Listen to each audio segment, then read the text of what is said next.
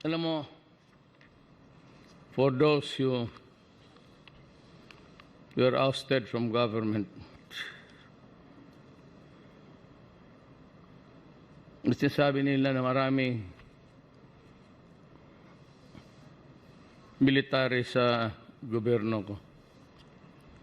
Maraming nga namang abogado.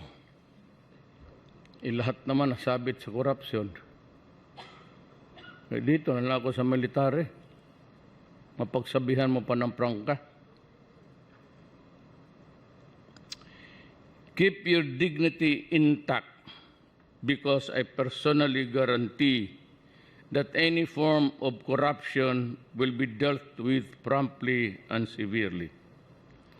Let us all work together so that we may finally end the ills that have degraded the level of governance in this country.